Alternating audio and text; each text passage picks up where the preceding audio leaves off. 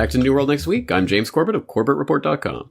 James Evan Pilato of MediaMonarchy.com. Ignored warnings come back to haunt us. We've got that story plus some long-awaited good news. But first, the story heard round the world.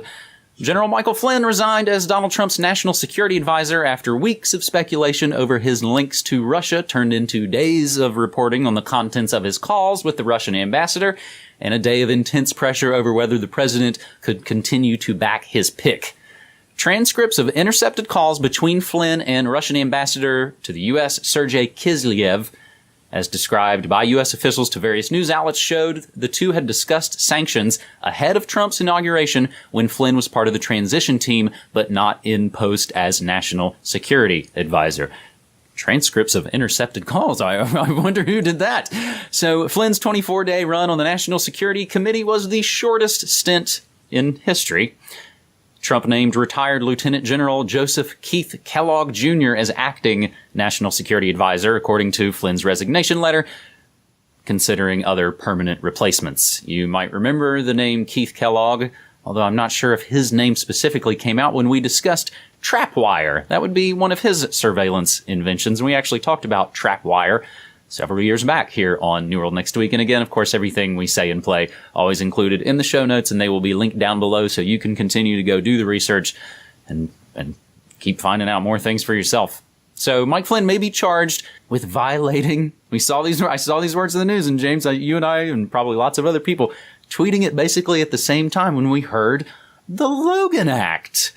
Suddenly, people interested in enforcing the Logan Act, essentially prohibiting private citizens from negotiating with foreign governments in disputes with the United States. The Logan Act background story is actually a really interesting one, and we'll include links to that as well. It goes back to 1798, where a private citizen from Philadelphia, Dr. George Logan, went to France to try and smooth over some of the revolution actions that were interfering with the U.S. James, this story, as we've talked about, everything's kind of topsy-turvy. A lot of people who have been active the last 8 years are all kind of going down in their hidey hole, and the people who have been asleep for 8 years are very wide awake and very agitated, even just kind of talking with a neighbor and just, talking cats and stuff. He wanted to talk about, did you see this? Did you see this guy? People are pretty amped up, dude. What's your take on the Flynn situation? Well, everyone's amped up, and both people on both sides of the spectrum are looking at the wrong issues and thinking of it in the wrong way. It's interesting, as you point out, yourself and myself, and I'm sure many other people in the alt media are seeing Logan Act and alarm bells ring, because the other side of that is, of course, Bilderberg and groups like that are themselves a violation of the Logan Act, and every U.S. private citizen that goes there to negotiate with the foreign leaders of governments that are there at Bilderberg every year are in violation of the Logan Act. The other part of the Logan Act lore that we should bring up is the fact that it was signed into law in 1799 by President Adams. It has only ever been used to charge one person ever, and it has never been used to successfully prosecute anyone ever in the couple hundred year history of the Logan Act now, because it's pretty much unprosecutable at this point. It's a clear abrogation of First Amendment rights. If you look at the person who was actually charged under it, some Pennsylvania farmer or something, it was because he wrote an op-ed basically just saying that he thought that the Louisiana Purchase should be given back to France or whatever. I mean, it was ridiculous and unprosecutable. It's a stupid law, but the point is, Bilderberg is on its face a violation of the Logan Act. All the U.S. citizens attending Bilderberg every year are in violation of it. It's never brought up. It's never been a political issue. No one cares about the Logan Act until there's a political, brouhaha that can be used to their advantage about it. Flynn won't be prosecuted under it, precisely because A, it's unprosecutable, and B, they don't want to set that precedent. They just want to throw it out there and get people kind of acquainted with it and kind of give the insinuation that there was some sort of breach of law going on here, and then, it'll be swept under the rug. But of course it will be etched in people's minds, like your neighbor and other people who kind of just tune into the news just enough to get whatever their political flavor of news is. Again, There were so many incredibly important issues going on here, including, as you point out, where did these transcripts of the phone calls come from? Of course, from the NSA. And I'll throw a link into an article I was reading earlier this morning about how one of the congressmen who's just outraged that they were recording Flynn's phone calls and listening in was one of the congressmen who was all for the NSA's ability to record and monitor all U.S. Anyone's phone calls, right? It's all fine, except until it's one of the people in the government. Who would have ever thought? Except the people who have been pointing out, like myself and yourself and others for years, this is the power. This is the real power in government. It isn't the elected officials that you tick a box for. It's the people who are listening in on their phone calls and transcribing everything they're doing. And the people with that access to that power have the blackmail power over the ostensible government. So this story touches on so many important things, none of which are going to be covered. It's all going to be about, it's Trump and Russia and all of this, and they're going to spin it away from the really important bedrock issues here. And no surprise there is the craziness just ratchets up and people just get swept away with it. And there's a lot to get kind of swept away. James, you and I were kind of joking off mic beforehand. Our friend Morgan Lesko, I remember just after the election, kind of created a graphic and had a tweet playing on, you've seen the airplane things where it says, put your own oxygen mask on first before you try and administer help to anyone else. Morgan basically said, hey, everybody calm down. Make sure you adjust your own kind of personal, emotional, spiritual self before you go out and try and help all kinds of other people. So I think that's some pretty good advice on this New World Next Week episode number 298 for February 16th, 2017. Our second story this week, I think, is another one that we can look at as blowing up in our faces. A never-happened-before event. As the Oroville Dam drains, a problem remains. You may have heard about massive possible breach of a dam in California. 200,000 people were evacuated at some point. Now, I think that order has been lifted, and the immediate, fears have kind of subsided. But the background on this, and then I'll kind of extrapolate why I think this is important. The Mercury News reports that more than a decade ago, federal and state officials and some of California's largest water agencies rejected concerns that the massive earthen spillway at the Oroville Dam, at risk of collapse and prompting evacuations, could erode during heavy winter rains and cause a catastrophe. People warned about this 12 years ago, James. So I don't know if you have any comments on this story, if you've seen it kind of play out overseas or not, if you have any comments on this. No, in fact, as the Canadian in Japan, I'm going to pull my Canadian in Japan card. I haven't even heard of the Oroville Dam before you sent me the link to this story, so you'll have to fill me in on this and what it says about America's crumbling infrastructure in general. Honestly, I hadn't heard of it by name either until, the story really started. I think why I wanted to kind of talk about this, I think just like our dams bursting and our bridges collapsing, which we see happening more and more frequently, and everything else, we wait for it to blow up in our faces. That was one of my earliest kind of political, social realizations growing up as a kid in America. I was like, oh, we're just really into prevention. We just wait till something blows up in our face, and then we throw all kinds of money and all kinds of resources at it once it's essentially too late, or too late to do anything really effective. I'm kind of dealing with this right now. Real talk time.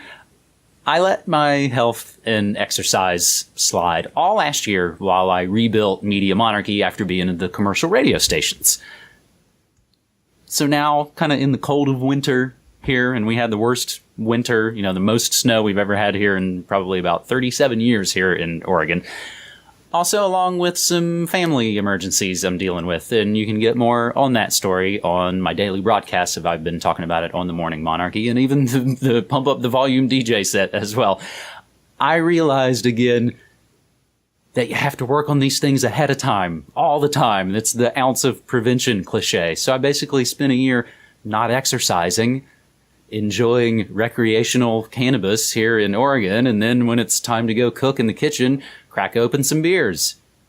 Then winter hit, and then family emergencies hit, and you realize, oh, I'm not going to fix problems I let slide over the course of a year with one rigorous weekend of running and juicing. It's not going to happen. So I find this story really interesting. And again, I think adding the personal to these stories that we see gets at, again, what you and I were talking about just off mic. Your latest video about the weird Japanese festival resonates really well, and I think it's resonating with people. That as we see all of this ratcheting up, and just trying to not wig out about everything, these are crazy times. Things are pretty topsy-turvy, James. Any thoughts on that before we move on to our third and final segment? Just that you bring up such an important point. We talk about the body politic, but that's a metaphor that is in some ways it reflects something very real. The politics is essentially just all of us and the ways that we relate to the outside world. And if we are screwed up on the inside, in whatever way, in terms of mental health or physical health or whatever, that's going to be reflected in the types of relations that we start to manifest in society as well. So absolutely, ounce of prevention is worth a million pounds of cure, especially when it comes to dealing with the biggest problems that society has to offer. So I think we all should be constantly introspective and thinking about the ways that we can get right on the inside before we take it out to the outside as well. Mm-hmm. Now, since for a lot of those reasons I've even kind of just mentioned, I haven't managed to shoot a new episode of Good News Next Week recently. So let's have some right here. Let's do a twofer. Montana House passes bill to block National License Plate Tracking Program. This via Off Now, a Montana bill that would limit the use of automated license plate readers, ALPRs or ALPRs, I'm not sure if they pronounce it that way, in the state, and place significant roadblocks in the way of a federal program using states to help track the location of millions of everyday people through pictures of their license plates. It overwhelmingly passed a full House. So that's a little bit of good news about the automotive industrial complex in Montana. And another one kind of goes right along with that in Ohio via Matt Agarist, who says if you take away the political corruption, the bribery scandals, the increased accidents, which I've got an archive of stories on Media Monarchy that I've discussed in the past, and of course the police state issues with red light cameras. Even if you take all that stuff away, you're still basically left with a system that doesn't have any due process. After the corporatist red light camera industry spread through the nation massively, people are finally beginning to realize the dystopia of it. After they woke up to the fact that their, of course, due process had been removed by Optotraffic, a private vendor allowed to extort citizens with the blessings of new Miami, Ohio politicians, the people fought back in the form of a class action lawsuit. Court finds speed cameras unconstitutional, and the extra bonus kicker forces the city to repay all the tickets. So that's a nice little late Christmas present there, James. I know you had tweeted out the story about the Montana National License Plate Tracking Program. I'd like to add the red light cameras to it as well, James. Well, good news stories indeed. And if people haven't checked out the Montana story, I will suggest they do so at offnow.org. That is from Michael Meharry, who I've had on the program a couple of times. We talked, for example, about the Nullify NSA campaign that they were running, and they're highlighting some of these legislative successes. And as someone cynically notes on Twitter, since when does making something illegal ever stop them from doing it anyway? Exactly right. That's true. But it is good to have this codified in law so that at least people can be prosecuted when they inevitably find to have been breaking the law. But the point, I think, ultimately behind this is that it has to do with people's mindset. You're right. People have just accepted it or were indoctrinated into it. Red light cameras is just the new normal, so now let's just put up with it. Or, okay, so they have these automatic license plate readers that they've been using to track everyone's cars for the last 8 years, and they're just now telling us about it. Oh, well, I guess it's a fait accompli, nothing you can do about it. Now, I think the point is to combat that mentality. Again, it's about getting right on the inside and realizing that you are an independent, individual, free human being. And when you act and think and exude that from your very being, it makes a difference in the world. It really does. And if we just go along with it, oh, I guess it's the new normal, what are you going to do? The system's rigged. Then you're already defeated on the inside. And that's the most effective form of slavery, really. I have actually, that even hits to, I think, what would be a great way to wrap up this episode. In the past, when I've had anxiety issues, Mom's always quick to bust out a Bible verse for me that basically says, we weren't made to be a bunch of weak-willed wieners. We were made with strong bodies and strong minds, and we are meant to do, just as you said, exhibit that and be strong and be powerful and be loving and be open with everybody. If that one's too Jesus-y for everybody, another good one from Napoleon Hill basically says, everybody is what they are because of the dominating thoughts which they let, permeate their mind, occupy their mind. So even if, as you said, on Twitter, it's like, when has laws ever stopped criminals from doing things? If it gets people who, like you were saying, sort of go along to get along and go, oh, well, whatever, what can you do? If they start to think about it and go, oh, they removed them? Why? They're unconstitutional? And then hopefully that gets that ball rolling. I think that's a great way to wrap up this episode 298 of Good News Next Week. Always want to remind you to subscribe to the shows and to please support our work. We are completely independent, non-commercial, alternative outlets. We're not fake news. We're not funded with weird clicks. None of that garbage. You've never seen ads or pre-rolls on any of our stuff in the nearly combined... Geez, James, can I say that you and I have been doing this for a combined almost 20 years? I suppose so. A combined 20 years of experience. We should add that to the tagline. That's pretty good. It's weird. I don't remember weak-willed wieners in my version of the Bible. Maybe that's one of those new translation things. It wasn't in the King James version. Get the kids into the Bible. All right. Excellent stuff, James. Thank you again for 3 stories. Looking forward to it next week. Thanks, buddy. Take care.